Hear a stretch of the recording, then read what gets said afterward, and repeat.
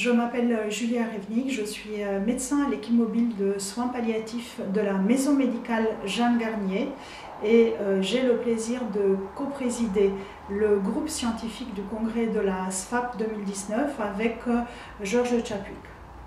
Et moi je suis médecin également à l'unité de soins palliatifs des Diaconesses. Cette année, le congrès sera l'occasion de fêter les 30 ans de la SFAP. À cette occasion, nous nous sommes associés avec la Fédération francophone internationale de soins palliatifs pour vous présenter un congrès conjoint. Pour la première fois, le congrès de la SFAP est plurithématique. Il se veut ouvert sur toutes les questions qui animent la pratique des soins palliatifs actuellement. Nous avons souhaité qu'il puisse refléter toute la diversité des approches en soins palliatifs en France, mais aussi à l'étranger et en particulier dans les pays francophones. Et nous nous sommes vraiment posés dans une logique d'ouverture. Nous avons souhaité faire participer et inviter à ce congrès aussi les sociétés savantes de psycho-oncologie, de soins de support, les sociétés de médecine générale, afin que nous puissions un tout petit peu partager les problématiques de la maladie grave. Nous avons essayé, dans la même logique, de tisser des ponts avec d'autres spécialités qui se confrontent à ce type de maladie, que ce soit la réanimation, les services de dialyse, les services de neurologie, afin de mettre un tout petit peu en exergue leur façon de faire les choses et nous enrichir mutuellement. Notre groupe scientifique est composé de 20 personnes. Toutes représentant différentes disciplines exerçant en soins palliatifs. Nous tenons à les remercier chaleureusement pour le travail que nous sommes en train de faire ensemble. Et nous remercions aussi à cette occasion chaleureusement Sarah Lacroix, qui est la secrétaire régionale du congrès de soins palliatifs, Bénédicte Leclerc, qui est la chargée de mission des congrès de la SFAP, ainsi que tous ceux qui œuvrent au sein de notre société savante à la réalisation de ce congrès. Depuis maintenant plus d'1 an, nous nous réunissons chaque mois pour construire ensemble un programme original et novateur, pour faire émerger des thématiques à aborder en plénière, pour trouver des intervenants les plus à même de traiter de ces sujets.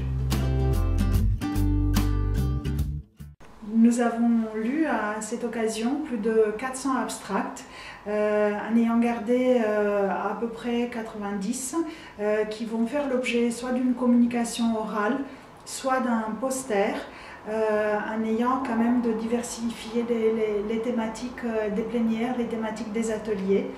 Et nous allons aborder des questions qui sont importantes, des questions de société, comme la précarité, le grand âge, les traitements médicamenteux, les traitements non médicamenteux. L'équilibre entre les soins palliatifs et l'accompagnement constitue les deux piliers de notre pratique quotidienne. Nous avons aussi pensé à parler des soins palliatifs précoces et des pratiques sédatives. Sur ce sujet, nous avons voulu aborder la question sous différents angles, celui des neurosciences, de la philosophie, de la loi.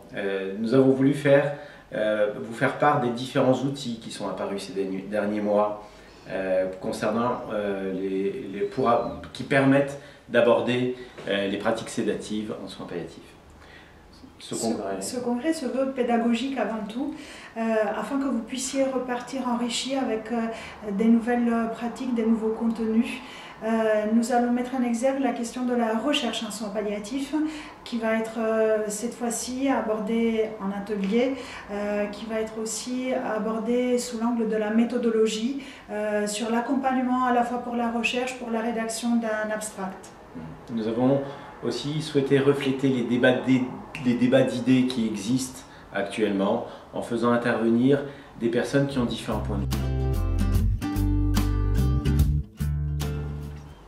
Ce congrès, nous le construisons en partenariat avec le groupe organisationnel et nous avons l'occasion aujourd'hui de remercier les deux coprésidentes, Isabelle Richard et Valérie Huomer, ainsi que tous les membres du groupe organisation qui, avec engagement, créativité, initiative, vont permettre, j'espère, d'avoir un congrès en juin 2019 le plus ouvert et le plus créatif possible.